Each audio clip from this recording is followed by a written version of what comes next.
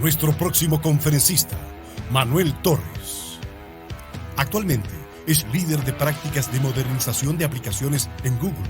Ha sido arquitecto de soluciones y gerente técnico de cuentas en Amazon Web Services. Fue arquitecto empresarial de almacenamiento en Hewlett Packard Enterprise durante 5 años. Además, ha desempeñado diversos roles en diversas empresas, como ingeniero de proyectos, analista de soporte de sistemas, arquitecto de soluciones empresariales, entre otros. La conferencia de hoy, AI for Social Good. Bienvenido, Manuel Torres.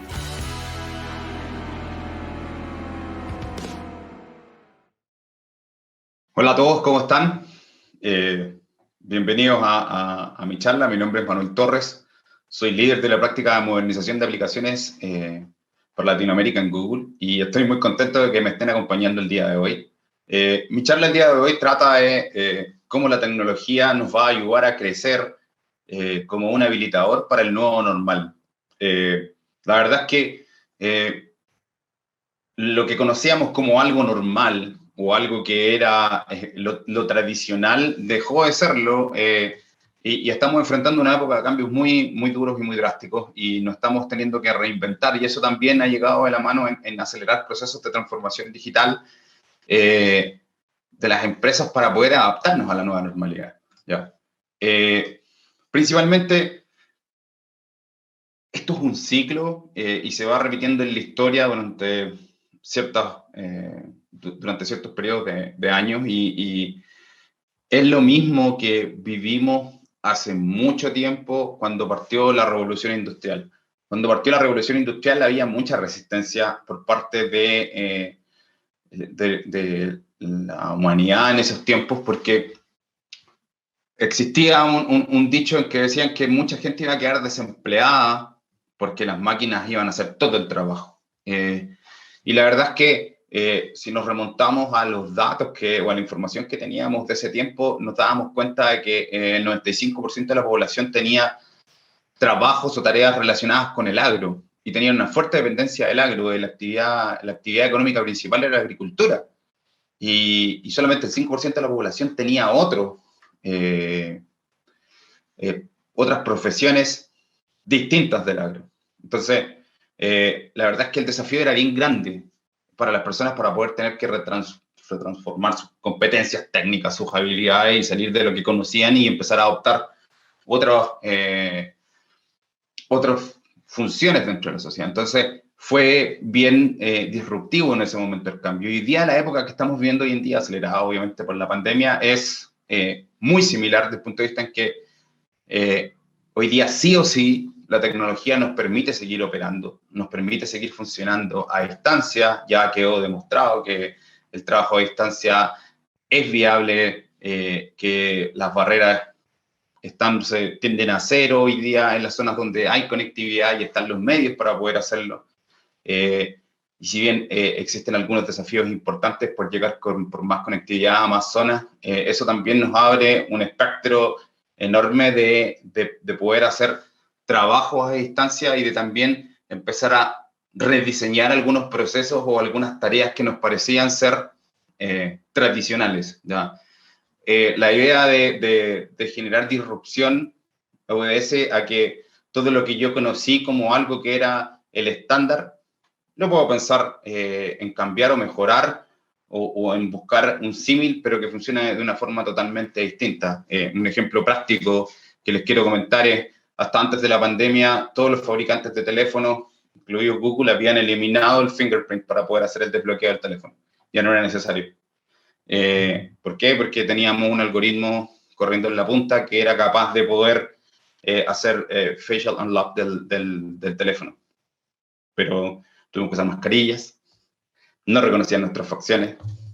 Por lo tanto, lo que era una solución hiper, ultra, mega, archi innovadora hace 2 años atrás, hoy día se veía desafiada por una condición de borde que nadie pensó. Entonces, casos como eso hablan de generar disrupción o de cambiar lo que nosotros habíamos adoptado como algo normal.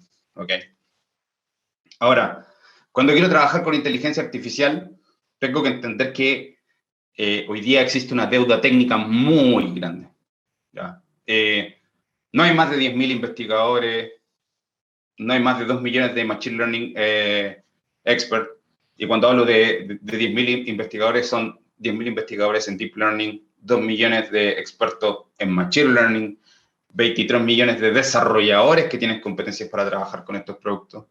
Y hay más de 100 millones de usuarios de negocio que son quienes utilizan hoy día la información o los modelos de inteligencia artificial que están disponibles. Pero la deuda técnica existe, es grande. Y hoy día tenemos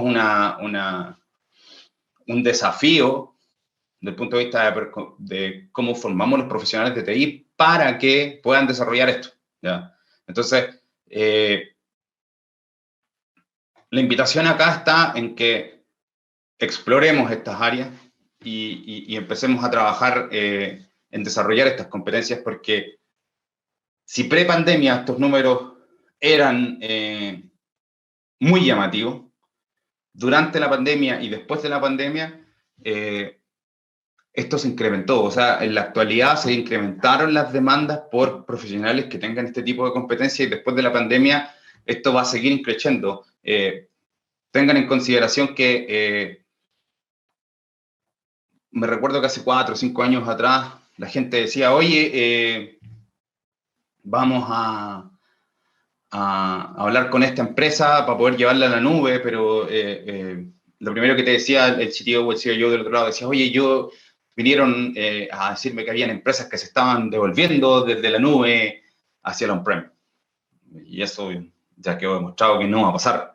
Entonces, la nube es lo nuevo normal para poder desarrollar y trabajar con todo el poder de cómputo que hoy día nos entrega la nube. Y tenemos también las competencias, la deuda técnica para poder desarrollar esas competencias hoy día es más grande. Entonces, la invitación aquí es desarrollen esas competencias, exploren el tema de trabajar con datos, y yo más adelante les voy a contar qué herramientas tenemos para que ustedes puedan sacarle el mayor provecho.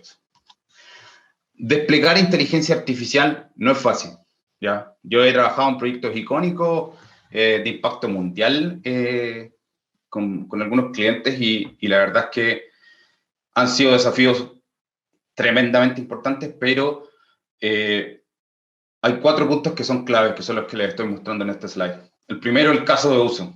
Hay que definir cuál es el caso de uso que queremos resolver. Una vez una empresa nos llamó para poder resolver el caso de uso de poder contar personas. Y el poder contar personas era el caso de uso que ellos tenían. Pero sus expectativas eran mayores. Ellos querían contar personas que pasaban en una zona, y esa zona era una zona de alto riesgo. Entonces, ellos querían contar personas en un sentido y contar personas en otro sentido. Las personas que pasaban el umbral hacia la derecha significaba que entraban, y las personas que pasaban el umbral hacia la izquierda significaba que salían. Pero para ellos la solución era saber cuántas personas estaban adentro. Entonces ellos nos dijeron, queremos contar personas. Pero esa no era la interrogante, ese no era el caso de uso. El caso de uso que ellos querían era saber cuántas personas habían dentro de una zona de alto riesgo, ¿ya? Y claramente la inteligencia artificial no iba a resolver eso. Lo que íbamos a hacer es que íbamos a, mediante la inteligencia artificial, construir algoritmos que identificaran cuántas personas entraban y cuántas personas salían, ¿ya? Y poder determinar cuántas personas habían dentro de la zona de alto riesgo, porque ese era el único acceso, ¿ya? Entonces íbamos a montar un contador de cuántas personas habían dentro de una zona de alto riesgo en una faena. Entonces, tú te preguntas y dices, pero eso es como normal, querer saber cuántas personas hay dentro de esa zona de alto riesgo. Sí, pero lo normal es el objetivo final. El caso de uso para la inteligencia artificial era otro. El caso de uso para la inteligencia artificial era poder hacer la trazabilidad de una persona, asignarle una etiqueta, que esa etiqueta nos permitiera identificarla cuando esa persona saliera, y que eso se viera reflejado en un número que aparecía en una pantalla con un streaming de la grabación. Entonces, el desafío no era menor desde el punto de vista de cómo podríamos hacer la trazabilidad de esa persona y cómo podríamos integrar la videointeligencia para poder hacer que todas las áreas dentro de esa zona de alto riesgo tuvieran siempre una trazabilidad, ¿ya? Entonces, ahí nos encontramos con varios problemas. Primero, el caso de uso no estaba correctamente definido, habían un seteo de expectativas que era erróneo. Lo segundo eran las personas. Hoy día las personas no tenían el expertise, tuvimos que educarlas y capacitarlas para poder tener el conocimiento, para poder desarrollar esos algoritmos. Tercero, los datos. Los datos hoy día, muchas veces creemos que los datos están bien, pero hoy día el principal problema que tenemos es que muchas veces la data no está sincronizada correctamente, no están todos en el mismo formato, están en distintos tipos de bases de datos, algunas son de texto plano, otras son planillas, otras son bases de datos relacionales, ni hablar de que existan bases de datos no relacionales o bases de datos de documentos. Entonces, hacer el despliegue y la integración de los datos es complejo, ¿ya? Y necesitamos personas que tengan las capacidades para poder trabajar en poder ordenar todo eso y poder generar un catálogo de datos que nos permita poder resolver estos casos de uso. Entonces, se requiere un trabajo a profundidad con los datos, más que hoy día poder desarrollar algoritmos de inteligencia artificial. Les diría que eso es la última parte, la parte súper divertida, pero el trabajo anterior es más crítico que inclusive en los hiperparámetros del algoritmo. ¿Ya? Si los datos no son los correctos o no son de buena calidad, no sirve de nada que podamos hacer hiperparámetros de algoritmos, porque no vamos a conseguir un mejor resultado si los datos son malos. Entonces, y una vez que desarrollamos todo eso, hacer la integración y el despliegue de esos modelos también es algo que hoy día nos llama a repensarlo. Muchas veces me tocó ver muchos investigadores que tenían modelos que eran espectaculares, pero que no los integraban a nada, porque la forma en que lo habían desarrollado no estaban hechos en estándares. Tenían muchas tecnologías propietarias y que estaban con un login muy fuerte, con algún vendor específico, entonces no lo podían integrar con múltiples plataformas, por lo tanto la integración hacía que las otras personas tuvieran que adquirir estas plataformas y finalmente no era pensando en pro de la mejora, sino que era muy arraigado a algún socio tecnológico, y la verdad es que eso no da buenos frutos. Entonces, el despliegue y la integración es algo que también tenemos que tener en consideración. ¿Cómo yo lo voy a hacer? ¿Ya? Ojalá ocupando herramientas que sean open source, que me permitan poder integrarlos, pero que también tengan un nivel de solidez técnica para poder hacerlos escalables y ponerlo a disposición de muchos profesionales. ¿Ya? Ahora, ¿cómo ha ido creciendo la demanda? Este es un gráfico hasta el año 2015. Fíjense desde el año de 1980 versus la demanda que tenemos en el año 2015. ¿Ya? La verdad es que hoy día el desafío es bien grande. Hemos incrementado un montón la demanda para poder llegar a lo que necesitamos el día de hoy. Y esto con la pandemia claramente se aceleró. Y ese desafío hoy día ha sido tremendo, y junto con ser un desafío tremendo, nos ha llevado a repensar un montón de cosas. El problema que teníamos con la inteligencia artificial al principio era el poder de cómputo. Sin embargo, con el correr de los años, el poder de cómputo ya dejó de ser un problema. De hecho, la semana pasada Google anunció la TPU versión 4, TensorFlow Processor Unit, cuyo equivalente es igual a tener 10 millones de computadores encendidos trabajando al mismo tiempo. ¿Ya?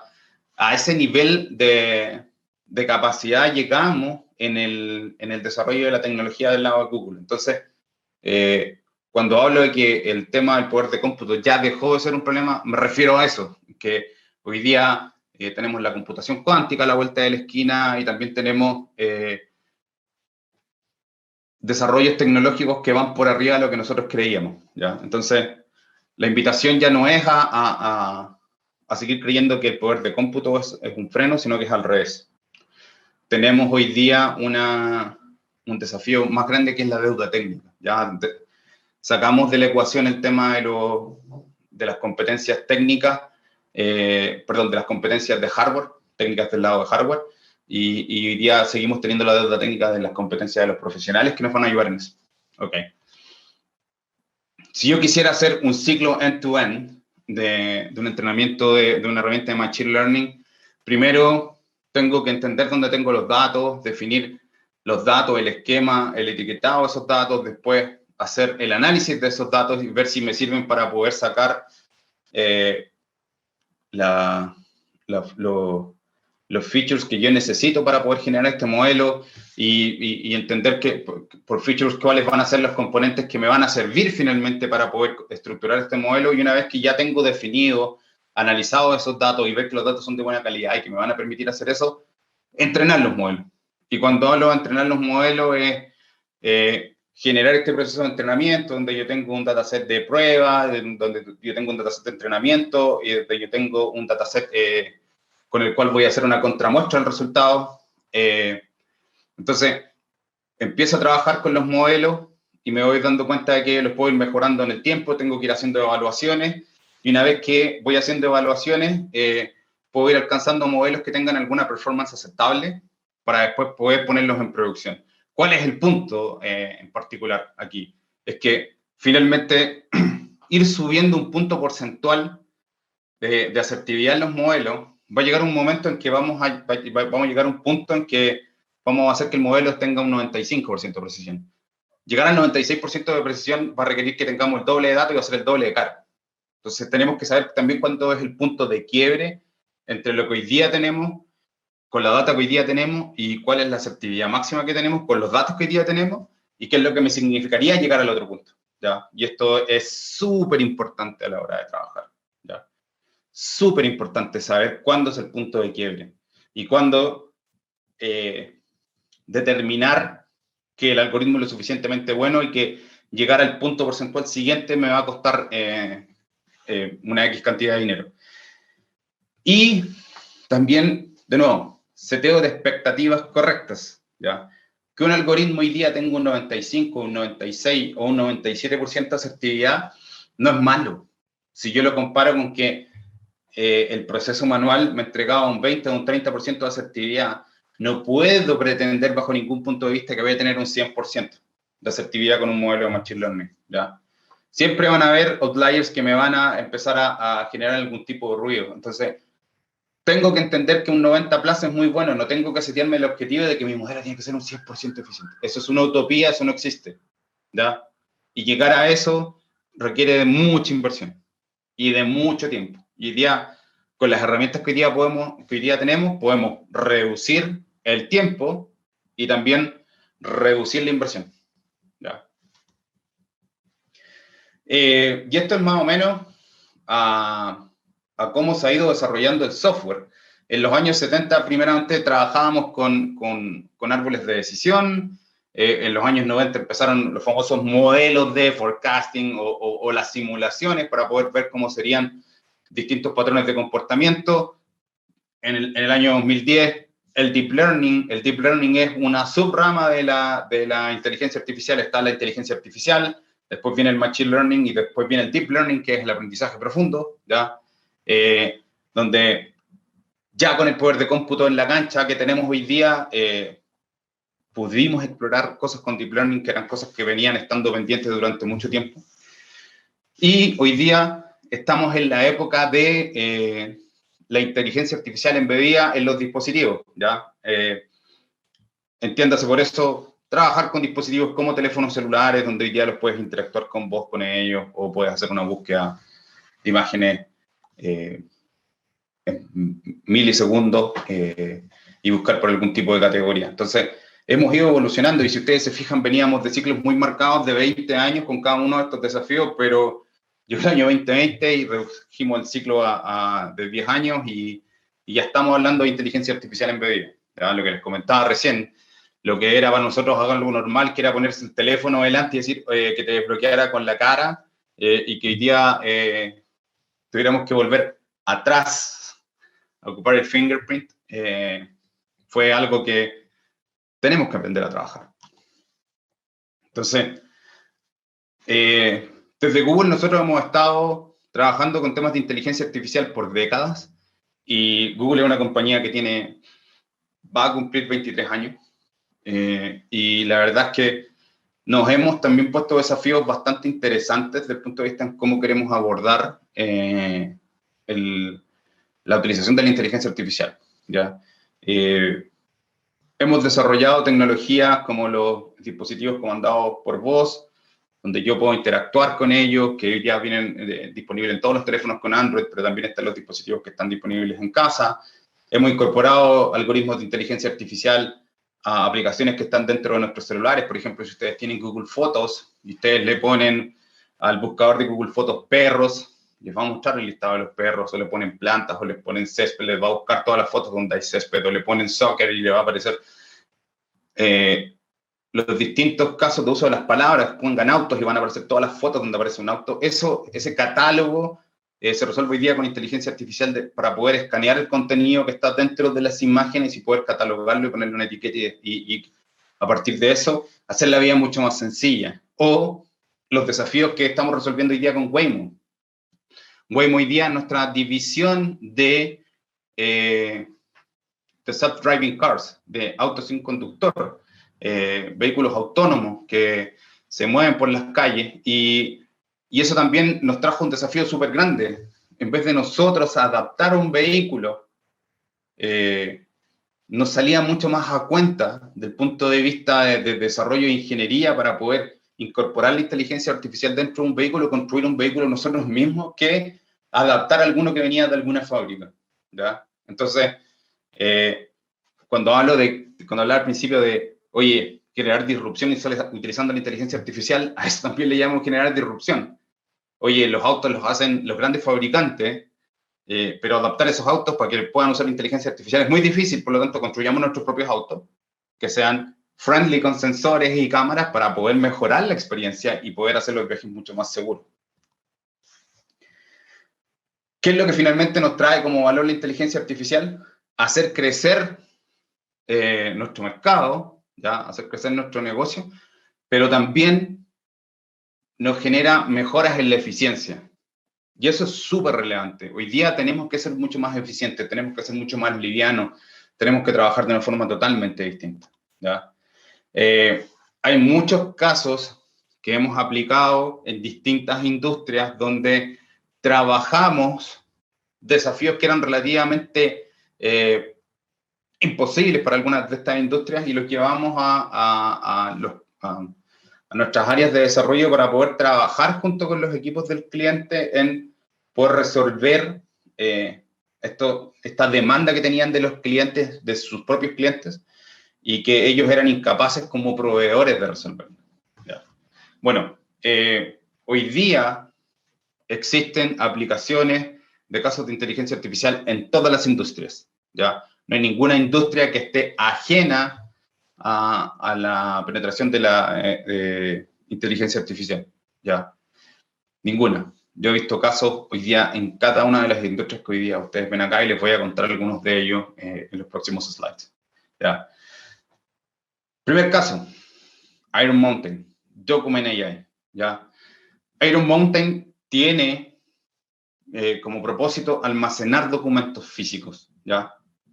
Y al almacenar documentos físicos, finalmente ellos tienen bodegas donde tienen montones de papeles que son de vital importancia para los clientes, pero son papeles que ellos tienen que tener a disposición de los clientes por alguna normativa legal, ¿ya? El tema está en que cuando un cliente necesita información de alguno de esos documentos, lo que tiene que hacer, o lo que tenía que hacer antes, era pedir la cajita donde él creía que podía estar, revisar dentro de esa caja y tomar el documento y poder hacer algún tipo de acción como escanearla o mantenerla almacenada para poder después generar la acción que por si alguien le estaba pidiendo esa información y no la tenía a mano, tener que digitalizarla y poder compartirla a la persona que estaba solicitando su documento. El desafío que ellos nos pusieron fue cómo ayudamos a nuestros clientes a digitalizar todo esto y que ellos tengan una opción de poder buscar dentro de los documentos. ¿Okay? Bueno, lo que hicimos nosotros fue automatizar el proceso de escaneo de los documentos y no solamente digitalizarlos, sino que primero ver qué es lo que estaba dentro de esos documentos, entenderlos y clasificarlos, ¿ya? Esto funcionaba de la forma en que el cliente podía tener miles de archivos, y esos miles de archivos podían ser tanto correos electrónicos, como copias de factura, como algunas imágenes que eran relativas a alguna evidencia por alguna investigación, algún proceso interno, o inclusive estados de cuenta que podrían haber llegado en algún momento. Perdón. Y lo que hicimos nosotros fue digitalizarlos, clasificarlos en los distintos tipos, y una vez que los clasificamos, entender, porque pueden haber, por ejemplo, facturas que pueden venir de contratos, y pueden haber facturas también que pueden venir de adquisiciones de equipos, y poder clasificarlas era el desafío que teníamos también en poder hacer que esto fuera útil para los usuarios. Entonces, hicimos un modelo híbrido en el cual le permitimos a los usuarios que ellos pudieran ayudarnos a poner etiquetas adicionales.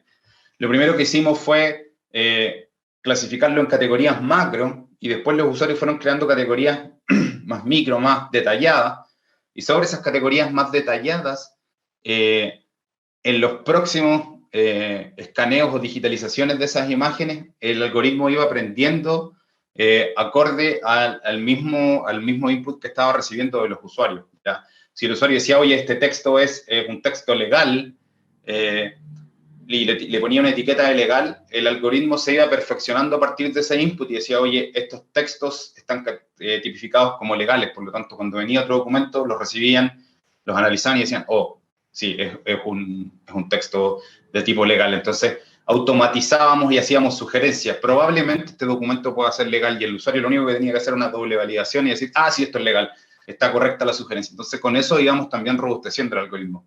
Y eso nos permitió poder crear una gran base de datos de documentos para los usuarios totalmente personalizada, ¿ya? Y que ellos pudieran mejorar sus procesos, ser mucho más eficientes, e inclusive acelerar los procesos con los cuales respondían ante sus propios requerimientos, tanto internos como externos. Es decir, los tipos podían recibían un requerimiento desde afuera y lo podían resolver súper rápido, porque buscaban en esta base de datos que habíamos creado con inteligencia artificial, y podían responder muy rápido en decir, ah, sí, encontré el documento que usted necesita, aquí está, digitalizado. En vez de decirle, oiga, son 2 semanas porque tengo que ir a pedirlo a la bodega, extraerlo, revisarlo, encontrarlo y después entregárselo a usted. Entonces, son mucho más eficientes. Entonces, hay un desafío que era enorme que nos puso Iron Mountain, que lo logramos resolver. Lo segundo ejemplo, cómo mejoramos el área de la manufactura. La inspección visual para los elementos que están dentro de una planta. Bueno, a raíz del COVID hemos tenido, yo creo que varios desafíos, y uno de los desafíos también es velar por la salud de las personas, ¿ya? Y eso también nos ha, siempre ha sido una prioridad, pero se ha incrementado aún más con el trabajo que hemos realizado hoy día con algunas industrias que nos han pedido ayuda, porque tenemos que incrementar las medidas de seguridad y tuvimos que ser capaces de poder nosotros también mejorar los algoritmos con los cuales estábamos ayudando, ¿ya? Y eso debido a que hoy día tenemos menos gente y estamos trabajando en sistemas que son distintos a los que estábamos trabajando en la época prepandemia. Hoy día, por lo general, se trabaja en contraturno. En las faenas mineras está trabajando un turno completo, a la gente se los testea, se les hacen PCR, y si el turno completo, si hay alguien que está infectado, mandan al turno completo a la casa a estar fuera por 15 días, y hay otro turno que entra en reemplazo. Entonces, la capacidad que tenemos hoy día de personal, en caso de una infección, nos hace funcionar de una forma distinta. Y tuvieron que adaptar muchos ciclos y muchos procesos dentro de la operación para poder hacer menos con más, pero menos con más en el sentido en que cuidando a las personas y entendiendo que también podían existir contagios, que los contagios eran algo que no podían controlar, y tuvieron que adaptarse a esa realidad. Entonces, lo que nosotros hicimos fue hacer algoritmos de inteligencia artificial que teníamos hoy día, donde primero identificábamos los elementos de protección personal. No identificábamos nunca a las personas, pero sí identificábamos que estuvieran vistiendo cascos, guantes, zapatos de seguridad, que estuvieran cumpliendo con las reglas de distanciamiento social. Y una vez que hicimos esos algoritmos, nos dijeron, oye, también hay que incluir las mascarillas. Ocupamos los datos, actualizamos las bases de datos de nuestros modelos y pudimos ayudarlos a poder alcanzar esos objetivos cumpliendo con la regulación, con la nueva regulación que tenían de distanciamiento social, de vestir siempre una mascarilla y en caso que encontráramos alguna falta, poder detectarla rápidamente y poder acudirla y poder reducir ese riesgo. Y ese riesgo era súper relevante porque hoy día una persona que no estuviera cumpliendo con los elementos de protección personal, que no estuviera usando una mascarilla y que tampoco estuviera cumpliendo el distanciamiento social y esa persona más encima tenía un espectro de contacto con otras personas que era mucho más amplio, significaba una posible vector de contagio. Entonces, podíamos reaccionar mucho más rápido y poder reducir esos vectores de contagio rápidamente. La verdad es que esto hoy día lo tenemos implementado en faenas mineras en Chile y ha tenido muy buenos resultados.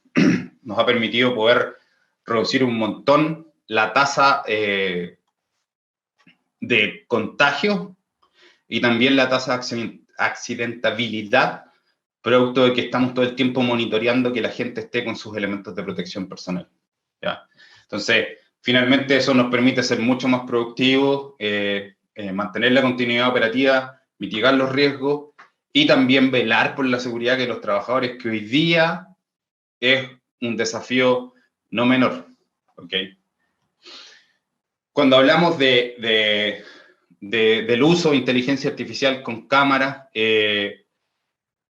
nosotros siempre hablamos de que usamos la tecnología para el bien. Ya medimos espacio, medimos los empleados que están ahí, reconocemos a los trabajadores de acuerdo a sus vestimentas, pero no los individualizamos, sino que sabemos que es un trabajador porque anda con un chaleco reflectante, un casco, guantes y unos zapatos de seguridad que les enseñamos a los algoritmos a poder identificar.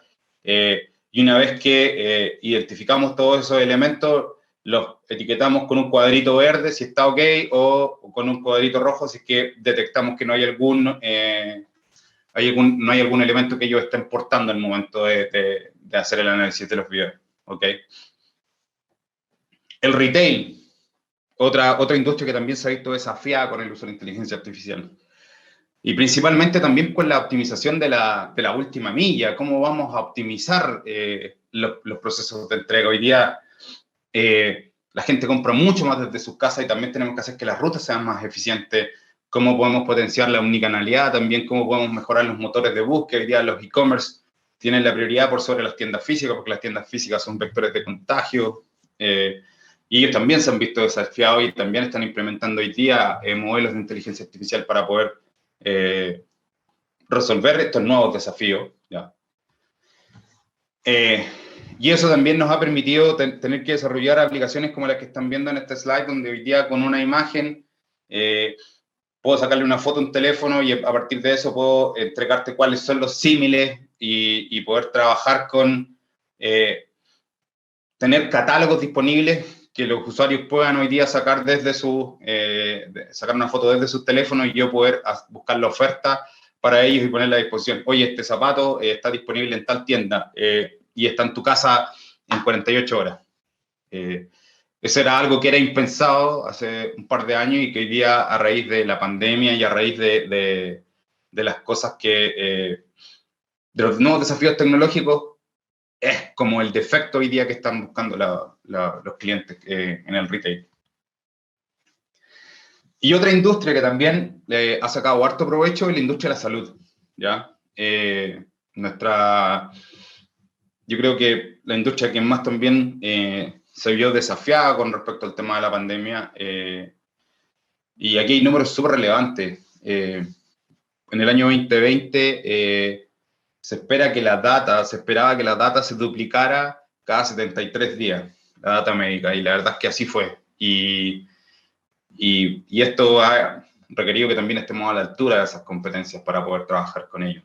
Entonces, les quiero contar el caso de un proyecto que trabajamos con un prestador de salud en Chile que se llama Red Salud, donde yo trabajé con el equipo médico y con el equipo de tecnología Red Salud en diseñar un modelo de inteligencia artificial donde generábamos predicción de pacientes con COVID en pacientes que tenían compromiso pulmonar. ¿Ya? Ustedes dirán, oye, pero ¿cómo tú, del área de tecnología, yo voy a hacer un modelo? La verdad es que el modelo no lo hice yo.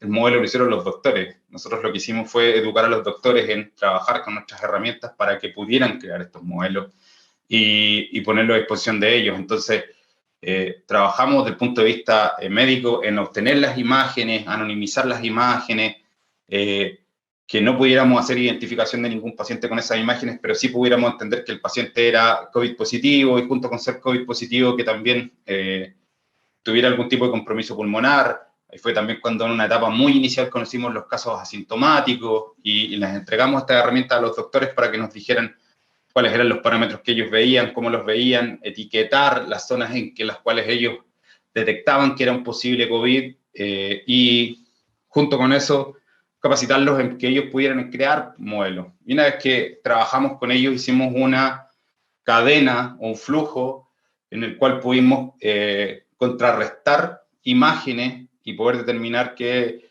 un paciente con una radiografía de tórax podríamos determinar que tenía una tendencia a ser un COVID positivo acorde a los estudios que habíamos generado usando imágenes con inteligencia artificial. Entonces podíamos, con estudios previos ya generados de COVID positivos confirmados con una PCR, que en las cuales habíamos creado un modelo, metíamos una imagen nueva y nos podía decir, oye, esta persona es un posible COVID. Y lo que hicimos fue también poner una capa de visualización. Usamos un feature que fue bien interesante que se llama Explainable AI, ¿ya? Que es que la inteligencia artificial nos muestre en qué se fija para poder detectar. Y eso es lo que le estoy mostrando yo ahora. La imagen con la cual entrenamos el modelo está a la izquierda y la imagen explicada por el modelo de inteligencia artificial está a la derecha. Entonces, la base de los pulmones es donde justamente se empezaban a manifestar los primeros síntomas del COVID y cuando empezamos a buscar las zonas en las cuales se generaba o donde el modelo se fijaba para poder determinar si era o no, le preguntamos al modelo, oye, muéstranos en qué te fijas para poder determinar que esta persona es un COVID positivo o no, y nos llevamos la grata sorpresa que coincidía con el mismo patrón que los doctores le habían enseñado. Oye, fíjense en esta parte es relevante para nosotros, y el modelo aprendió por sí solo a partir del input que le dieron los doctores para poder identificar en imágenes como esta que esos pacientes eran COVID positivos. ¿Ya? Entonces, tener hoy día insight como esto también desmitifican el hecho de que te digan, oye, la inteligencia artificial es una caja negra. No, hoy día también con el Explainable AI puedes visualizar en qué se fija el modelo para poder determinar cuáles son los criterios de evaluación. Y en la industria de la alimentación, bueno, Notco, The Not Company, es una compañía que utiliza Machine Learning para crear productos en base a plantas que reemplacen ingredientes de origen animal. ¿Ya? Ellos son los famosos creadores de la Not Milk, de la Not Mayo y de Not Ice Cream, y hay un montón de Not Hamburger, que son productos que, si ustedes los prueban, son iguales a los de origen animal, pero son 100% vegetales. Entonces, ahí están los tres fundadores. En la izquierda está Karim, al medio está Matías y a la derecha está Pablo. Y la verdad es que son unos tipazos y desde mi punto de vista han revolucionado la industria alimenticia con todo lo que están haciendo. Ellos tienen un algoritmo de inteligencia artificial que se llama Giuseppe, que está hecho en TensorFlow y que hoy día les permite poder buscar el equivalente a los productos del reino animal creándolos a través de productos del reino vegetal. ¿Ya? Entonces, es algo súper innovador lo que hicieron, y hoy día están en un proceso de expansión súper grande. Tienen presencia hoy día en Estados Unidos y se han expandido en varios mercados en Latinoamérica y son chilenos. ¿Ya? Entonces, piensen que hoy día cada industria puede tener un caso de uso de inteligencia artificial y que nos puede ayudar a ser mucho más eficientes y nos puede ayudar a desarrollar estas competencias que nos ayudan finalmente a mejorar la productividad también y a cuidar mucho más de los recursos. Okay. ¿Cómo parto? ¿Cómo se preguntarán ustedes? ¿Cómo nos diste una cátedra de 30 minutos diciendo que había una deuda técnica muy grande? Bueno, les dejo 3 tips acá. Python, sí o sí. Esto deben aprender Python, tienen que aprender Python si quieren trabajar con temas de inteligencia artificial. TensorFlow, la librería que desarrollamos nosotros del lado de Google Brain y que la ponemos a disposición de ustedes para que la aprendan. Inclusive hoy día hay una certificación de TensorFlow Developer, ¿ya? Open source, 100% portable, tiene una versión light que puede correr en dispositivos móviles o en Raspberry Pi, ¿ya? Y Colab, a la derecha, que es nuestra plataforma de educación. Si ustedes quieren explorar temas de inteligencia artificial usando Python y TensorFlow, nosotros tenemos en Colab notebooks, Jupyter Notebooks, que son, que van a ser una herramienta que les va a permitir poder desarrollar código construido en Python usando TensorFlow, ocupando hardware prestado del lado de Google para poder experimentar en temas de inteligencia artificial. Hay un montón de laboratorios disponibles para que puedan empezar a determinar cómo pueden ir mejorando algunos algoritmos que tienen en mente o llevar esos prototipos a construirlos en un MVP y Colab hoy día les facilita poder hacer ese aprendizaje. Entonces, se los dejo ahí los invito a que los prueben y claramente son herramientas muy útiles de cara al mañana para el trabajo con los datos. Y por último, nosotros desde el lado de Google hemos trabajado fuertemente en desarrollar los principios de la inteligencia artificial y creemos que la inteligencia artificial debería ser usada para el bien, ¿ya? Todos los casos que les mostré, incluso los casos de investigación científica en los cuales hemos participado, tienen como propósito mejorar la vida, mejorar la calidad humana, mejorar la forma en la cual la medicina está interactuando con nosotros. Y que todo eso vaya en pro de la humanidad, en pro de que tengamos una mejor calidad de vida, de que tengamos mejores herramientas, de que todos tengamos acceso a estas herramientas, de democratizar el acceso a estas herramientas. Entonces, tenemos un mensaje que tiene que la inteligencia artificial tiene que ser usada para el bien. Y es hoy día una tremenda herramienta y que nosotros podemos llevarla adelante y nos va a permitir poder alcanzar cosas que, tal cual como les comentaba antes, a lo mejor para nosotros parecían algo como inalcanzable, algo que no podíamos mejorar más. La inteligencia artificial nos puede llevar a la otra liga, ¿ya? Y tenemos hoy día desarrollos tecnológicos como la computación cuántica, las TPU versión 4, que nos van a ayudar inclusive a romper las barreras de lo que nosotros creíamos que era algo como normal, ¿ya? Entonces los invito a aprender a trabajar con inteligencia artificial y usarla para el bien, ¿ok? No queremos que la inteligencia artificial se use con otros fines, que sea que el fin con el cual estamos desarrollando la inteligencia artificial sea para provocarle daños a otros. No queremos que desde Google que eso sea así, sino que debe ser usada para el bien. Y desde esa forma nosotros lo usamos, ¿ya? Y cuando hablo del bien no hablo solamente de las personas, sino que, por ejemplo, hoy día nosotros manejamos eficiencia energética usando inteligencia artificial. Y eso ustedes se preguntarán cómo. Bueno, los algoritmos de enfriamiento de los data centers de Google son orquestados por inteligencia artificial. Entonces, hoy día podemos alcanzar cosas optimizaciones que podrían decir, oye, no, pero pucha, no veo que podamos hacer algún tipo de mejora. Con inteligencia artificial nosotros reducimos costos y mejoramos la eficiencia operacional y también cuidamos al planeta. Entonces, cuando hablo de que la inteligencia artificial debe ser usada para el bien, es en ese tipo de cosas, con un ejemplo en particular, pero también aplica para muchas otras industrias, ¿vale? Bueno, eso es todo lo que tenía para presentarles el día de hoy. De verdad, muchas gracias por estar hoy día acompañándome en la charla y bueno, los dejo invitados a que me contacten si tienen alguna duda, alguna consulta. Les mando un abrazo, cuídense y vacúnense para poder estar todos y poder reunirnos y que la próxima charla sea en vivo el próximo año. Les mando un abrazo, que estén muy bien.